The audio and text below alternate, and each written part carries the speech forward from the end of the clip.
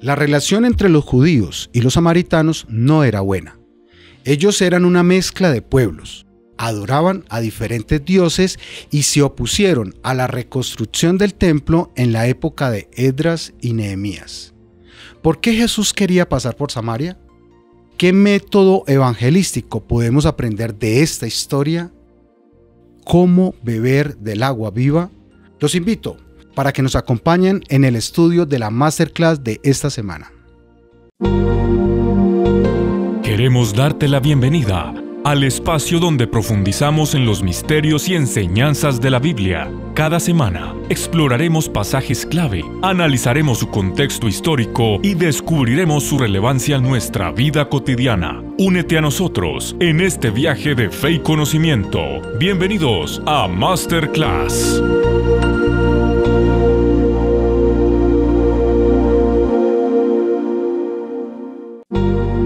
Bienvenidos a la Masterclass. Es un gusto estar con ustedes cada semana estudiando las verdades bíblicas y escudriñando los testimonios que quedaron registrados en las Escrituras. El tema de esta semana es el testimonio de los samaritanos. Estamos en la serie del Evangelio de Juan y hemos venido desarrollando algunos temas alrededor de lo que él dejó escrito en su libro. Le damos una cordial bienvenida a nuestro panel que está aquí en estudio y también al profesor Mario Tapias que está vía remota.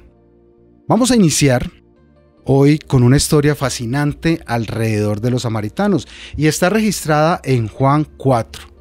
El versículo 1 comienza de la siguiente manera. Cuando pues el Señor supo que los fariseos habían oído decir, Jesús hace y bautiza más discípulos que Juan, aunque Jesús no bautizaba, sino sus discípulos, salió de Judea y se fue otra vez a Galilea. Y le era necesario pasar por Samaria. Fue pues en ciudad de Samaria llamada Sicar, junto a la heredad de Jacob, dio a su hijo José, y estaba allí, en el pozo de Jacob. Entonces Jesús, cansado del viaje, se sentó junto al pozo. Era como la hora sexta. Con el cordial saludo, pastor. ¿Quiénes eran los samaritanos? Los samaritanos era un grupo étnico y religioso que se consideraban y se consideran descendientes de las 12 tribus de Israel. Se habían mezclado sin querer con la cultura de los pueblos cercanos, especialmente con los asirios, porque fueron conquistados por los asirios. Y al ser conquistados por los asirios, fueron llevados prisioneros, hicieron una matanza muy grande de samaritanos y los que regresan otra vez a su tierra llegan con una cantidad de sincretismos religiosos.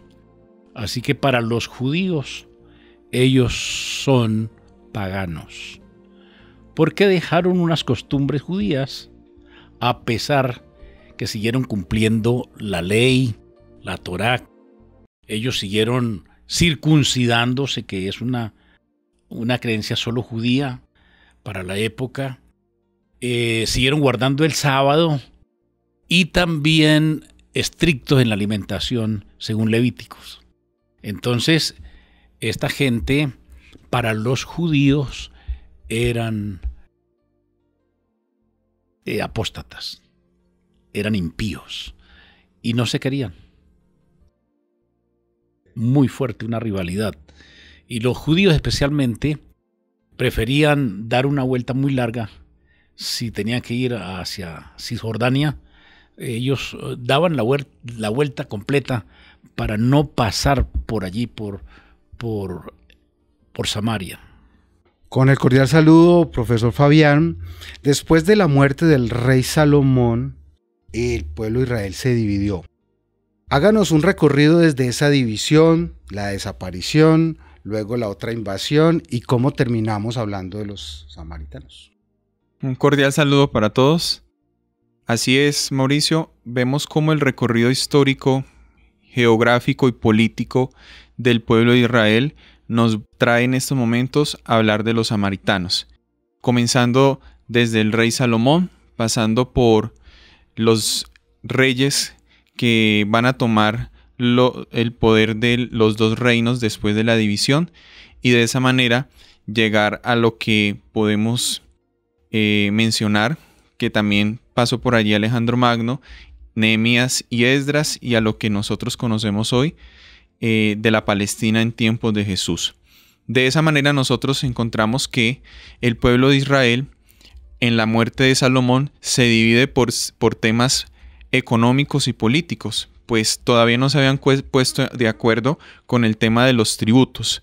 Pero encontramos que también fue una profecía que Dios le había declarado a Salomón, ya que por su comportamiento esto iba a suceder en la división de los reinos. Entonces tenemos la división de los reinos y tenemos el reino del norte y el reino del sur. El reino del norte va a estar constituido por 10 tribus de las 12 que constituía el pueblo de Israel, y el pueblo del sur, el reino del sur, va a quedar con 2 tribus.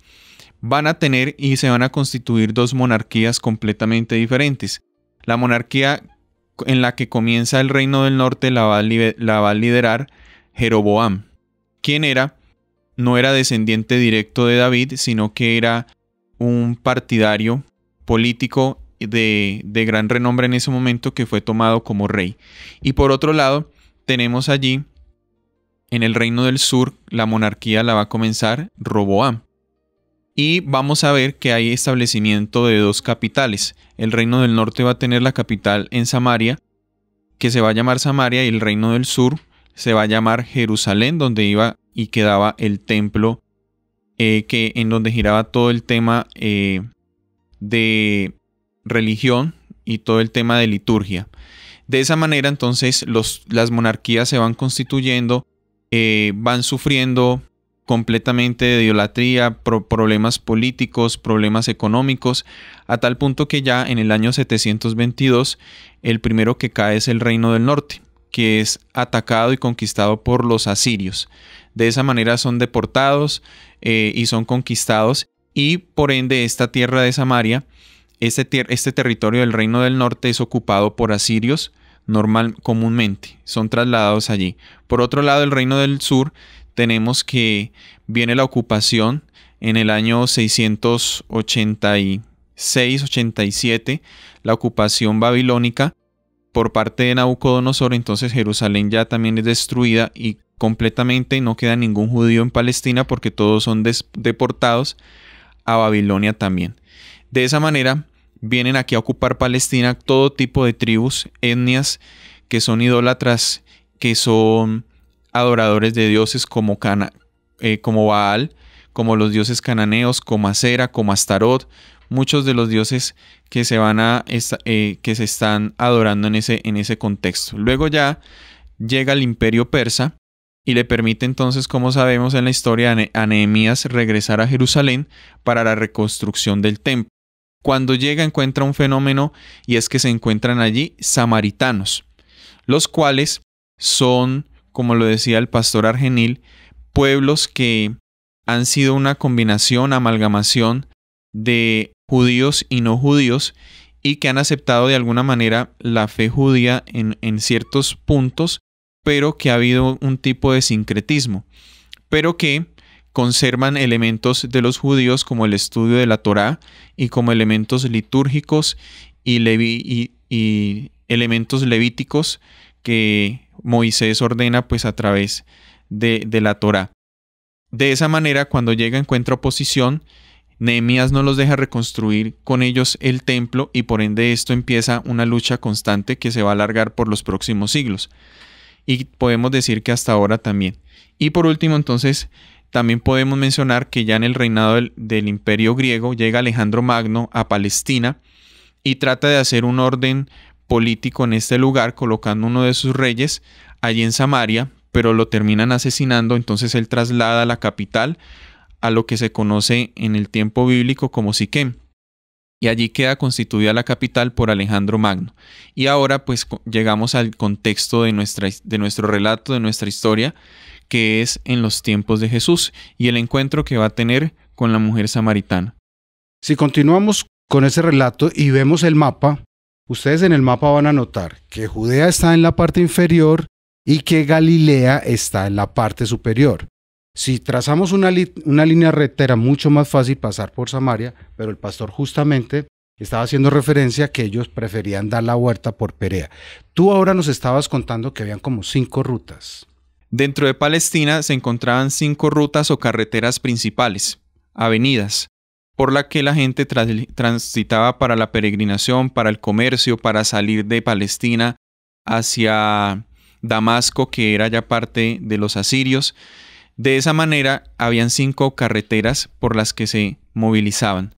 Una principal era la de Galilea a Judea, que era el recorrido más fácil y más corto que podía hacer un judío para trasladarse de Nazaret, por así decirlo, de Capernaum, a Jerusalén o a Hebrón, que están en el sur, en Judea. Pero para evitar este tipo de elementos étnicos o confrontamientos entre samaritanos y judíos, los estrictos judíos o fariseos preferían hacer un recorrido más largo y tomar una segunda carretera o ruta, que era atravesar, salir de Jerusalén, atravesar el río Jordán, tomar la ruta por Perea y ir subiendo hacia el norte para no cruzarse con Samaria, y luego ya, nuevamente llegando a los límites de Perea, giraba hacia la izquierda, nuevamente pasaba el río Jordán y ahora sí llegaba a Galilea y a las ciudades que estaban ahí constituidas. De tal manera era el pensamiento de rechazo hacia los samaritanos que preferían hacer estos caminos. Y de asimismo la Misná, ciertas partes de la Misná y del Talmud, ellos enfatizan claramente que la tierra de Jerusalén es tierra de oro, es tierra santa. Es decir, desde que se pisa Jerusalén, desde que se pisa la tierra de Judea, es una tierra completamente diferente a la de Samaria, que no tiene estas características. Entonces, queda establecido que había una rivalidad muy grande, una diferencia cultural muy fuerte y que había una intención muy clara cuando Jesús decidió tomar esa ruta. Él llega al lugar, llegaron ellos un poco sedientos, hambrientos, los discípulos se van a comprar y aquí sucede lo que está en Juan 4:7. Llegó una mujer de Samaria a sacar agua y Jesús le dijo, dame de beber. Con el saludo cordial al profesor Mario Tapias, ¿por qué Jesús decide pasar por Samaria si podemos encontrar una razón clara para plantear y sobre todo comenzar este diálogo, romper el hielo con dame de beber? Un cordial saludo, amigos, qué bueno saludarlos el día de hoy. Mauricio, profesor, Fabián y pastor, qué bueno que podamos saludarnos en este momento. Y a todos los amigos que nos están siguiendo en Masterclass. Bueno, básicamente la intencionalidad de Jesús, quizás podemos tratar de entenderla en la narrativa de Juan. Jesús quiere romper este segregacionalismo cultural, un poco inspirado por el pensamiento de Esdras, un poco inspirado por el pensamiento de Nehemías, quienes han sido quizás los más importantes segregadores culturales del posexilio babilónico. En cuanto en su literatura se puede observar que ellos querían una especie de limpieza racial, lo que hace que sea bastante complejo el asunto que se encuentra allí. Algunos lo justifican, otros les parece que no es correcto, solo dejamos en el tintero porque como quiera es uno de los eventos bastante complejos a intervenir en la interpretación de libros como el de Esdras y Nehemías, el segregacionalismo que se puede ver allí. No obstante, cuando viene Jesús, encontramos un Jesús que no tiene esas barreras, que no le interesa y que es intencional a la hora de encontrar a las personas. Él deja claro que, por supuesto, el sistema adoracional que es correcto lo encontramos en Jerusalén y que eventualmente la salvación es de los judíos, en tanto él es judío, no tanto por una cultura o una raza, sino por la recepción de los oráculos divinos y proféticos. Sin embargo, esa intención pareciera disruptiva. Jesús quiere romper esa tradición, romper esa metodología equívoca de poner barreras y fronteras inútiles entre países que en realidad son hermanos, porque como quiera provienen de orígenes similares. El asunto es con la invasión asiria y también posteriormente con la asonada babilónica o el imperio neobabilónico, pues lamentablemente va a haber mucha inculturación dentro de los pueblos cananeos o de los pueblos cananeos para el pensamiento de estas familias tribales abrahámicas también. Pero Jesús quiere hacer un rescate, quiere aproximarse y creo que es ese tema lindo que trataremos el día de hoy. el Jesús que nos enseña que las barreras, las fronteras, el segregacionalismo, la xenofobia, no tiene un lugar. Deberíamos dar apertura a este mensaje de evangelio indistintamente cuál sea nuestra profesión o nuestra creencia cultural. Pastor, dame de beber. ¿Fue una imprudencia de Jesús o por el contrario fue estratégico conectarse desde una necesidad? El Señor Jesucristo todo lo que hizo y hace, lo hace con un propósito. Esta raza mixta, despreciados por tanta gente y especialmente por los judíos, el Señor los quería alcanzar. Él vino a ser el sacerdote según el orden de Melquisedec, como lo dice Pablo en Hebreos. Ese sacerdote que no tiene fronteras, que no tiene etnias, que no tiene culturas específicas para llegar a los corazones de la gente. Él vino a salvar un mundo caído. Y estos samaritanos, al igual que cada uno de nosotros, tenemos una necesidad espiritual. Y el Señor Jesucristo rompe las barreras humanas, no son barreras divinas. Dios no había separado entre samaritanos y judíos, no. Él vino a salvar el mundo. Es más, había colocado al pueblo de Israel en la encrucijada de los caminos para que fuesen maestros de las naciones. Ese era el plan de Dios. Solo que ellos se ensimismaron. Egoístamente el pueblo judío pensaron que somos los elegidos y aquí no entra nadie más. Y señalaban a los demás como pecadores. Los trataban de inmundos. Claro, esta gente con una cultura mixta religiosa, creencias, vivencias, pues llegaron a estar así por cuestión de la guerra. Porque ser prisioneros en Asiria y ser llevados a otros lugares y esos sincretismos religiosos se les pegaron, y cuando llegan aquí otra vez, así que ellos siguen siendo judíos porque descienden de las 12 tribus, pero con sus creencias que trajeron de Asiria y de Babilonia, y entonces se formó un pueblo mixto que adoraba otras cosas fuera del Dios viviente, pero tenían algunas cosas buenas. Compañeros, imagínense que ellos guardaban la ley, la Torá. Ellos guardaban estrictamente el sábado y lo guardan hasta hoy. Se circuncidaban. Entonces era una gente, esperaban al Mesías porque lo podemos ver en el relato.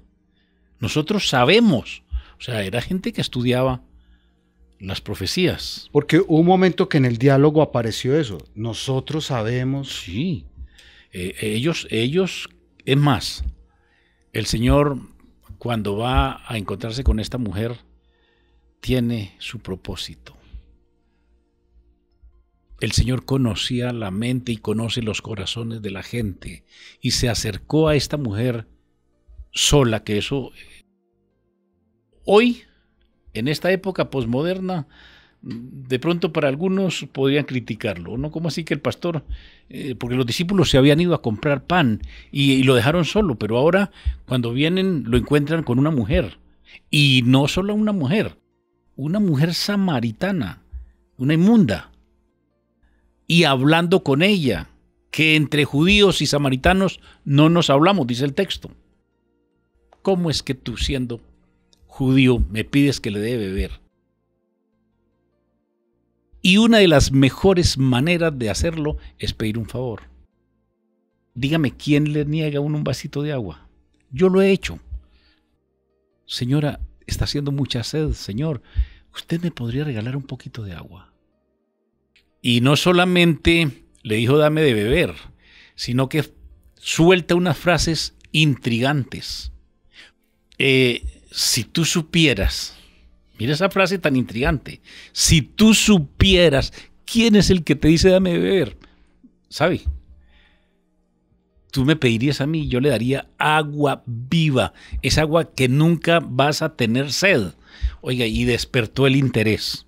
Y entonces utiliza una estrategia para poder llegar no solo a ella, sino a su familia y a la gente de Samaria, porque el Señor había venido con ese propósito, un propósito salvífico.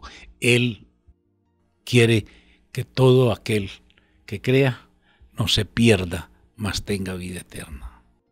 Para muchas personas y para los judíos hoy, nosotros somos los gentiles, somos inmundos.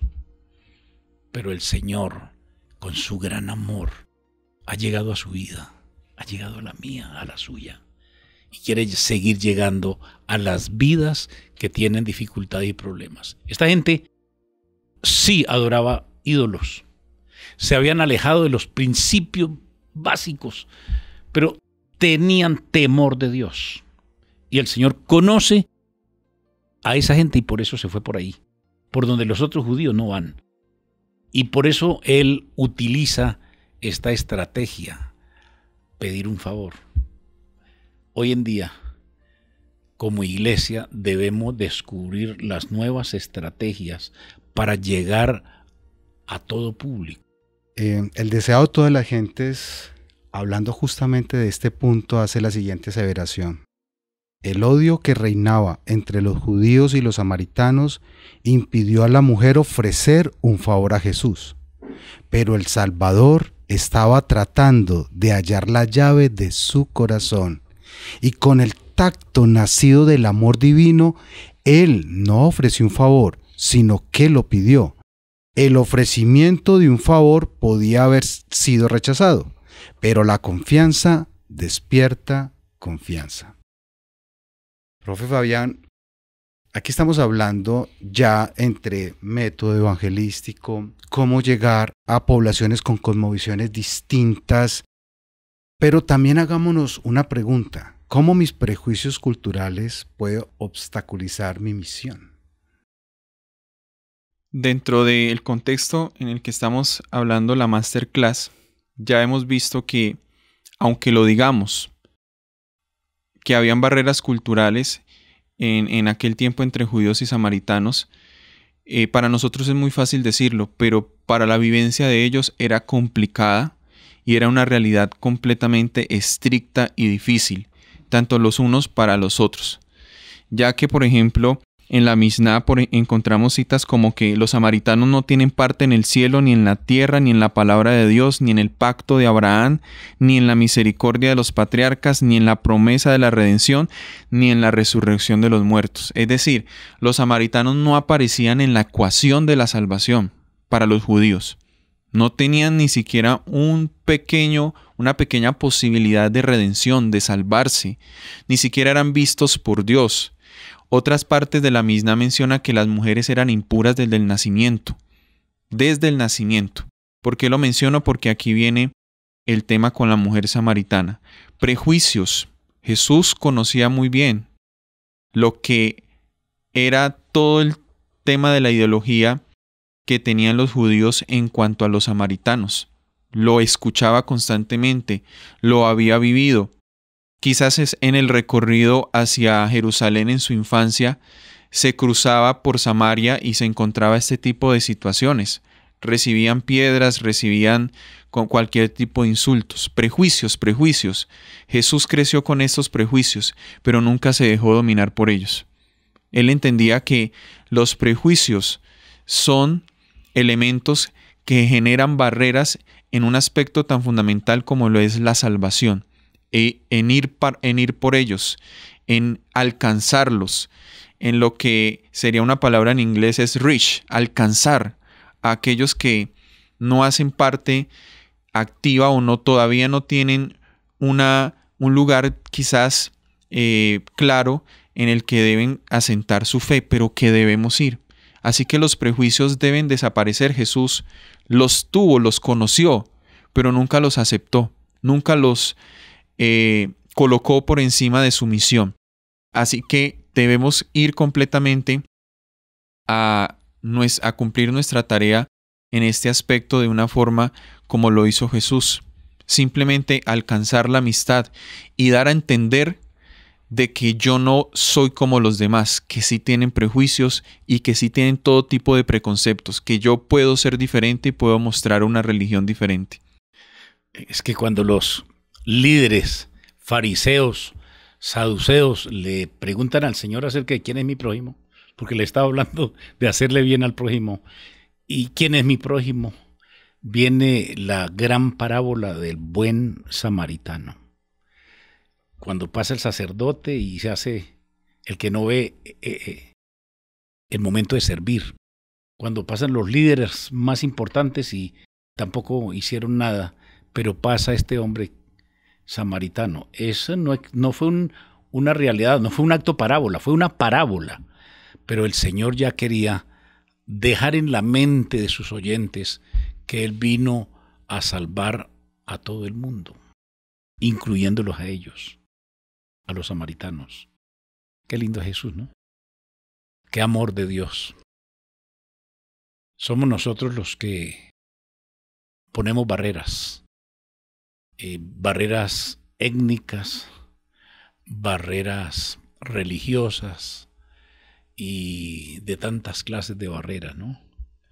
Pero para el Señor, todos los seres humanos tenemos ese derecho a la salvación, para que todo el Señor no vino a morir por unos, vino a morir por todo el mundo.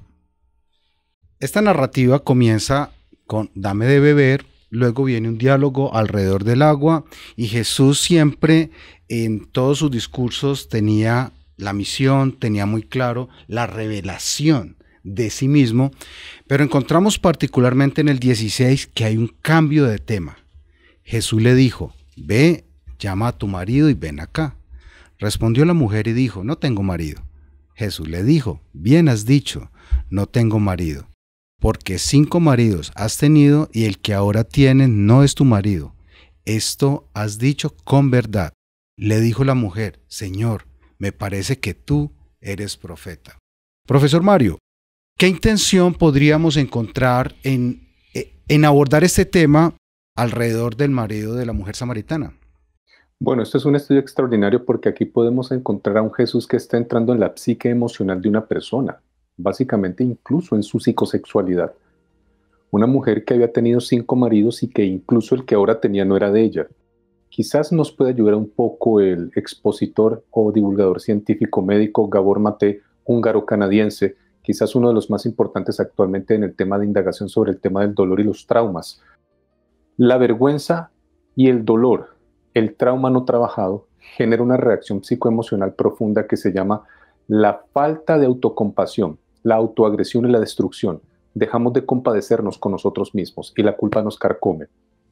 Encontramos probablemente una mujer que a través de sus decisiones de vida, lamentablemente en algún punto, no sabemos, de su infancia, su adolescencia, su niñez, su etapa párvula o neonata, había sufrido algún tipo de trauma o dolor.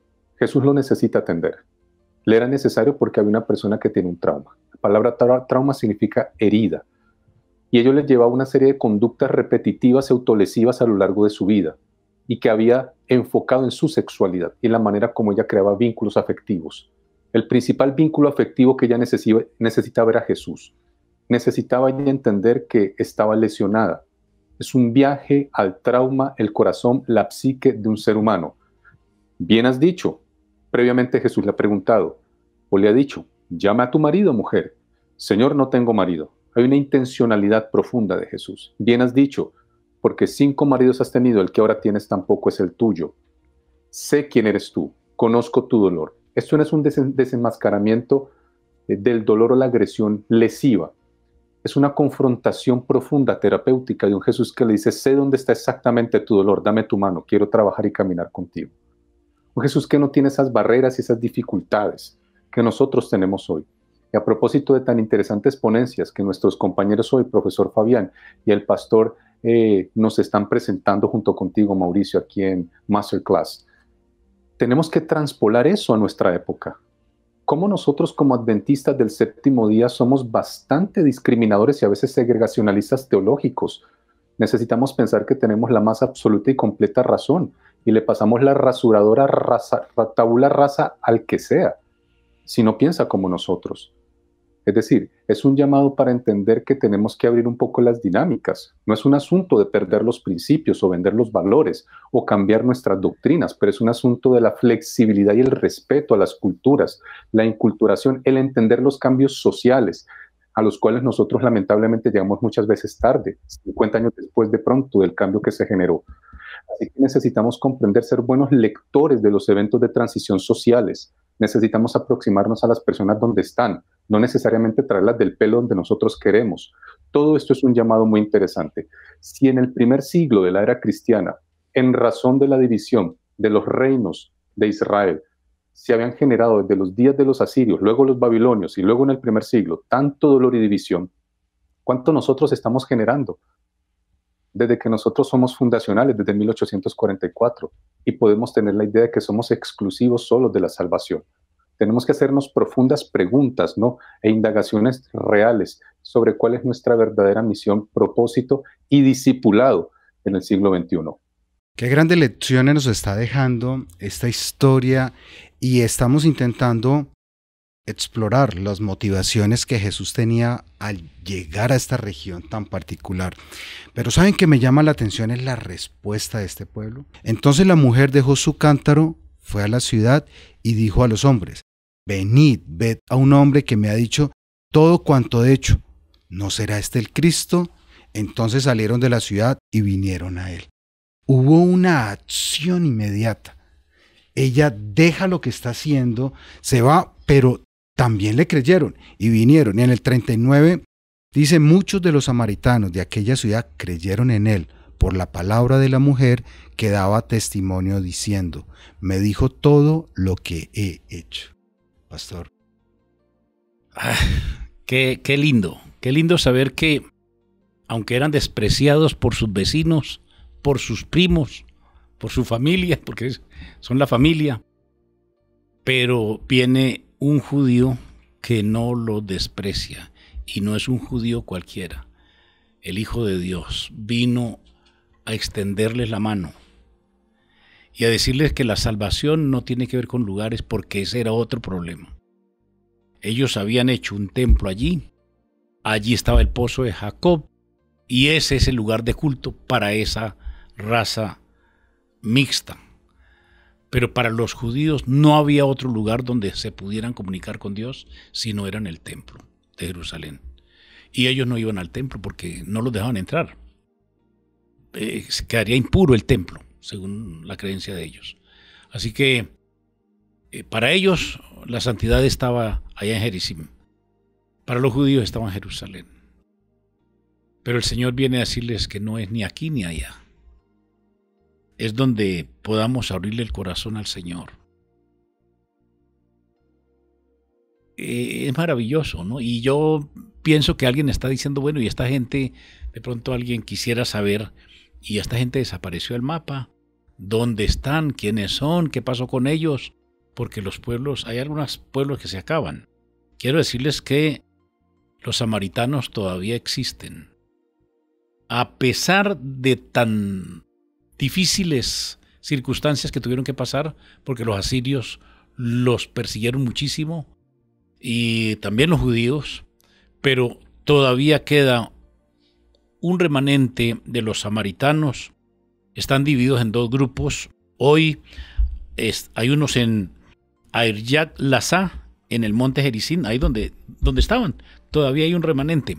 No pasan de 450 personas. Aislados. No se reúnen todavía con los judíos. Pero ahí están. Y hay otros 300 y algo, casi otros 400, que están en Olón. Olón es una ciudad cerca a Tel Aviv, muy cercana, casi un barrio. Y ahí hay unos 350, dicen que más o menos hay, de samaritanos. La pregunta sería: ¿y cuántos aceptaron a Jesús como Salvador personal en esa entrevista? Pues según lo que nos cuenta Juan, es que sí hubo un resultado. Sí hubo gente que creyeron en él. Sobre todo, pastor, que cuesta ver la actitud de su propio pueblo, que la semana pasada decíamos a los suyos vino y los suyos no le recibieron, y la respuesta de un pueblo que aparentemente no tenía la cosmovisión. Y abrieron las puertas y le dicen: quédese aquí, quédese.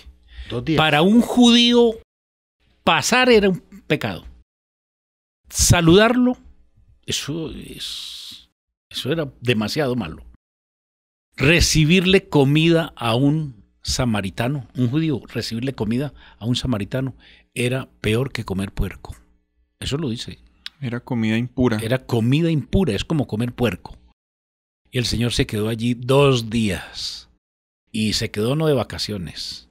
Se quedó, yo me imagino esas reuniones de esos 2 días en la noche, porque él casi ni comía, porque le trajeron la comida y mire, coma, le dijeron los discípulos. Dijo: no, mi comida y mi bebida es anunciar la palabra del Señor.